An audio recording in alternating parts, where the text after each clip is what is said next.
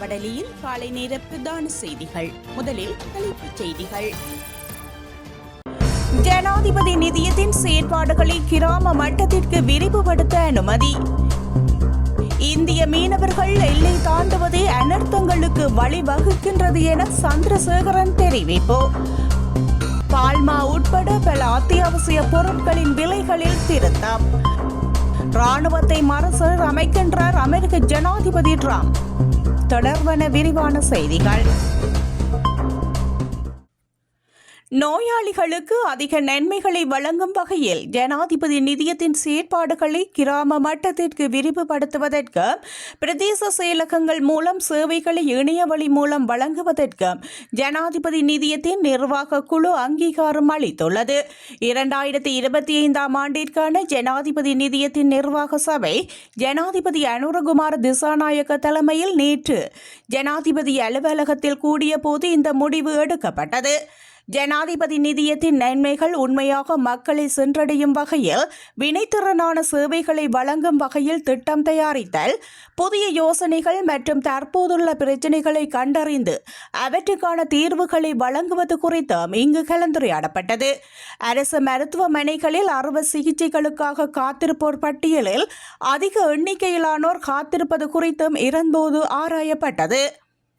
இதற்கான தீர்வாக கடமை நேரத்திற்கு பிறகு அறுவை சிகிச்சைகளை மேற்கொள்வதற்கு அந்த யோசனையை முன்னெடுக்கும் பணியாளர்களுக்கு ஊக்குவிப்பு கொடுப்பனவு வழங்க ஜனாதிபதி நிதியத்திலிருந்து நிதி ஒதுக்குவது குறித்தும் கவனம் செலுத்தப்பட்டது. தற்பொழுது இந்த முறைமை கராப்பட்டிய மருத்துவமனையில் மாத்திரம் முன்னெடுக்கப்படுகிறது. அதனை தேசிய மருத்துவமனை, கண்டி மருத்துவமனை மற்றும் ரிஷ்வே சீமாட்டி சிறுவர் மருத்துவமனை என்பவற்றிலும் முன்னெடுப்பது குறித்தும் கவனம் செலுத்தப்பட்டது. கல்வி கற்கும் பிள்ளைகளுக்கு ஜனாதிபதி நிதியத்தின் மூலம் வசதிகளை வழங்குவதை மேலும் விரிவுபடுத்தும் குறித்து காப்போது சாதாரண தரம் மற்றும் உயர்தரத்தில் கல்வி கற்கும் பிள்ளைகளை மையமாக கொண்டு புதிய திட்டங்களை ஆரம்பிப்பதற்கும் தற்பொழுது முன்னெடுக்கப்படும் திட்டங்களை தொடர்ந்து முன்னெடுக்கவும் திட்டமிடப்பட்டுள்ளது. இந்திய மீனவர்கள் தமது கடற்பரப்பை தாண்டி இலங்கை மீனவர்களின் கடற்பரப்புக்குள் அத்துமீறி உள்நுழைவது அனர்த்தங்களுக்கு வழிவகுப்பதாக யாழ் மாவட்ட அபிவிருத்தி ஒழுங்கிணைப்பு குழு தலைவரும் கடற்றொழில் நீர்வளத்துறை அமைச்சருமான ராமலிங்கம் சந்திரசேகரன் தெரிவித்தார். வடமராட்சி கடற்பரப்புக்குள் அத்துமீறி உள்நுழைந்த இந்திய மீனவர்கள் மீது இலங்கை கடற்படை துப்பாக்கி பிரயோகம் மேற்கொள்ளப்பட்ட சம்பவம் தொடர்பில் கருத்து தெரிவிக்கும் போதே அவர் இவ்வாறு தெரிவித்தார். நாங்கள் பலமுறை இந்திய மீனவர்களை தயவாக கேட்டுள்ளோம்.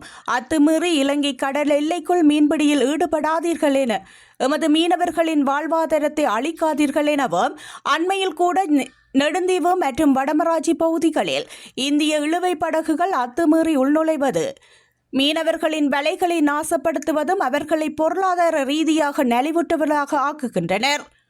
நான் அந்த பகுதிக்கு சென்ற போதும் மக்கள் கண்ணீர் மல்க இந்திய இழுவை படகுகளை நிறுத்துங்கள், எங்களால் வாழ முடியாது உள்ளது என கூறுகின்றார்கள். எமது மீனவ மக்களை இந்திய அத்துமீறிய மீனவர்கள் துன்புறுத்தும் செயற்பாடுகள் எக்காரணத்தினாலும் அனுமதிக்க முடியாது. எமது இலங்கை கடற்படை தமது கடல் எல்லையை பாதுகாப்பதற்காக கண்காணிப்பு நடவடிக்கைகளில் ஈடுபட்டு வருகின்ற நிலையில் அத்துமீறும் இந்திய மீன்பிடி படகுகளை கைது செய்வது வழமையான செயற்பாடு. கைது நடவடிக்கைகளில் ஒத்துழைப்பாத படகுகளை துரத்தும் போது சில அசம்பாவிதங்கள் கடலில் ஏற்படுகின்றன. இவை கடந்த காலங்களிலும் இடம்பெற்றுள்ளன. ஆகவே இந்திய மீனவர்கள் இலங்கை கடல் எல்லையை தாண்டாது மீன்பிடியில் ஈடுபடுவது தேவையற்ற அனர்த்தங்களை தவிர்க்கும் என அவர் மேலும் தெரிவித்தார். கடந்த சில நாட்களுடன் ஒப்பிடும்போது சந்தையில் முட்டை விலைகள் வேகமாக குறைந்துள்ளன. அதன்படி சில்லறை சந்தையில் ஒரு முட்டையின் விலை 25 முதல் 30 ரூபாய் வரை பதிவாகியுள்ளது. சமீப காலமாக முட்டை விலை அதிகரித்து வருவதால் மாற்று உணவுகளுக்கு பழகிவிட்டதாக நுகர்வோர் சுட்டிக்காட்டியுள்ளனர். இதன் காரணமாக முட்டையின் விலை மீண்டும் குறைய வாய்ப்புள்ளதாக அவர்கள் மேலும் கூறியுள்ளனர். யாழ்ப்பாணம் வடமராட்சி நெல்லியடி நகரில் உள்ள டாட்டோ குத்தும் நிறுவனம் ஒன்றில் துஷ்பிரயோகங்கள் இடம்பெற்று வந்த நிலையில் வடமராட்சி தெற்கு மேற்கு பிரதேச சபையினால் குறித்த நிறுவனம் சீல் வைத்து மூடப்பட்டுள்ளது. வடமராட்சி தெற்கு மேற்கு பிரதேச சபைக்கு கிடைத்த முறைப்பாட்டினை அடுத்து இந்த நடவடிக்கை நேற்று முன்னெடுக்கப்பட்டதாக தெரிய வருகின்றது. மார்ச் மாதம் 14 மற்றும் 15 திகதிகளில் கைச்சதீவில் நடைபெறவுள்ள அந்தோணியார் ஆலய திருவிழாவில் இந்திய பக்தர்கள் பங்கு பெறுவதற்கான அழைப்பிதழ் வந்துள்ளது. விண்ணப்பம் பெற பிப்ரவரி 15 திகதி கடைசி நாள் என கைச்சதீவு திருவிழா செய்வதற்கான ஏற்பாடுகளை செய்து வரும் ராமேஸ்வரம் வேற்காடு பங்கு தந்தை அசோக் வினோத் தெரிவித்துள்ளார். கைச்சதீவு ராமேஸ்வரத்தில் இருந்து 12 கடல் மைல் தொலைவிலும் இலங்கை நெடுந்தீவில் இருந்து 8 கடல் மைல் தொலைவில் பாக் ஜலசந்தி கடற்பரப்பில் அமைந்துள்ளது. ராமேஸ்வரத்தில் இருந்து சுமார் 2.5 மணி நேரத்திலும் இலங்கையின் நெடுந்தீவு மற்றும் தலைமன்னாரில் இருந்து சுமார் 1.5 மணி நேரத்திலும் கச்சதீவை அடையலாம். 1913 ஆண்டு கச்சதீவில் சிறிய ஓலை குடிசையில் அந்தோணியார் தேவாலயம் நிறுவப்பட்டது. கடலில் இயற்கை சீற்றம், புயல் மற்றும் பேராபத்து காலங்களில் காப்பாற்றவும் பெருமளவு மீன் கிடைக்கவும் மீனவர்கள் இங்கு வழிபாடு நடத்துவார்கள். ஆண்டுதோறும் கிறிஸ்தவர்களின் தவக்காலத்தில் கச்சதீவில் உள்ள அந்தோணியார் ஆலயத்தில் திருவிழா நடைபெறுவது வழக்கம். இந்த நிலையில் கச்சதீவு அந்தோணியார் ஆலயத்தில் இந்த ஆண்டு நடைபெறவுள்ள திருவிழாவில் இந்திய பக்தர்கள் கலந்து கொள்வதற்கான அழைப்பு யாழ்ப்பாணம் மறைமாவட்ட ஆயர் அருத்தந்தை ஜஸ்டின் ஞானப்பிரகாசம் சிவகங்கை மறைமாவட்டம் ஊடாக ராமேஸ்வரம் பங்கு சந்தை அசோக் வினாவிற்கு அனுப்பி வைத்துள்ளார். இந்த ஆண்டிற்கான கச்சதீவு புனித அந்தோணியார் ஆலய திருவிழா மார்ச் 14 திகதி வெள்ளிக்கிழமை தொடங்கி மார்ச் 15 திகதி சனிக்கிழமை ஆகிய 2 தினங்கள் நடைபெற உள்ளது. வெள்ளிக்கிழமை மாலை 4 மணிக்கு கொடியேற்றத்துடன் திருவிழா தொடங்குகின்றது. அதனைத் தொடர்ந்து திலிப்பலிகள் நடைபெறும். தொடர்ந்து சிலுவை பாதை நிகழ்ச்சியும் இரவு தேர்பவனியும் நடைபெறும். மறுநாள் சனிக்கிழமை காலை சிறப்பு பிரார்த்தனை கூடங்கள் நடைபெறும். பின்னர் கொடியிறக்கத்துடன் திருவிழா நிறைவடையும். இலங்கை தமிழரசு கட்சியின் அரசியல் குழுவின் தலைவரும் முன்னாள் நாடாளுமன்ற உறுப்பினருமான மாவை சீனாதிராஜா நேற்றைய தினம் மருத்துவமனையில் அனுமதிக்கப்பட்டுள்ளார். அவர் யாழ் போதனா வைத்தியசாலையில் அவசர சிகிச்சை பிரிவில் அனுமதிக்கப்பட்டுள்ளார்.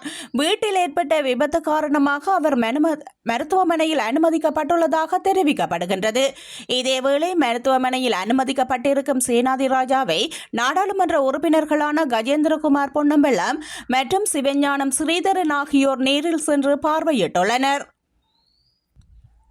பல அத்தியாவசிய பொருட்களின் மொத்த மற்றும் அதிகபட்ச சில்லறை விலை வரம்புகள் வெளியிடப்பட்டுள்ளன. இதன்படி வெள்ளை முட்டை, பால்மா, கோதுமை மா, சீனி, பருப்பு, உருளைக்கிழங்கு உள்ளிட்ட பொருட்களுக்கு மொத்த மற்றும் அதிகபட்ச சில்லறை விலைகள் நிர்ணயிக்கப்பட்டுள்ளது. இதற்கமைய வெள்ளை முட்டையின் விலை 28 முதல் 35 ரூபாவாகவும், 400 கிராம் பால்மாவின் விலை 870 முதல் 1000 ரூபாவாகவும், 1 கிலோ கிராம் கோதுமை மா 155 முதல் 163 ரூபாவாகவும் நிர்ணயிக்கப்பட்டுள்ளது. அத்துடன் 1 கிலோ கிராம் வெள்ளை சீனி 228 முதல் 245 ரூபாவாகவும், 1 கிலோ கிராம் பருப்பு 275 முதல் 293 ரூபாவாகவும், 1 கிலோ கிராம் இறக்குமதி செய்யப்பட்ட உருளைக்கிழங்கு 160 முதல் 180 ரூபாவாகவும் நிர்ணயிக்கப்பட்டுள்ளது. மேலும் 1 கிலோ கிராம் வெள்ளை அரிசி 210 முதல் 220 ரூபாவாகவும், உள்ளூர் அரிசி 220 முதல் 230 ரூபாவாகவும், இறக்குமதி செய்யப்பட்ட 1 கிலோ கிராம் அரிசி 210 முதல் 220 ரூபாவாகவும் நிர்ணயிக்கப்பட்டுள்ளதாக நுகர்வோர் விவகார அதிகார சபை குறிப்பிட்டுள்ளது. அமெரிக்க ராணுவத்தை மறுசீரமைப்பதற்கான நிறைவேற்று உத்தரவுகளில் அமெரிக்க ஜனாதிபதி டொனால்ட் ட்ரம்ப் நேற்று கையொப்பமிட்டுள்ளார். நாஜி ஆட்சியிலிருந்து அவுடிஸ் கைதிகள் முகாம் விடுவிக்கப்பட்டு 80வது ஆண்டு நிறைவை குறிக்கும் வகையில் போலந்தில் நடைபெற்ற விழாவில் கலந்து கொண்டு டொனால்ட் ட்ரம்ப் இவற்றில் கையொப்பமிட்டுள்ளார். இதனிடையே கொரோனா தடுப்பூசியை பெற மறுத்தமைக்காக ராணுவத்திலிருந்து அகற்றப்பட்ட 8000க்கும் மேற்பட்ட வீரர்களை டொனால்ட் ட்ரம்ப் மீண்டும் பணியில் இணைத்துள்ளார். அமெரிக்க ராணுவத்தின் ஆயுதப்படைகளின் பன்முகத்தன்மை மற்றும் சமத்துவத்தை பாதுகாக்க டொனால்ட் ட்ரம்ப் பல ராணுவ சட்டங்களையும் சீரமைத்துள்ளார்.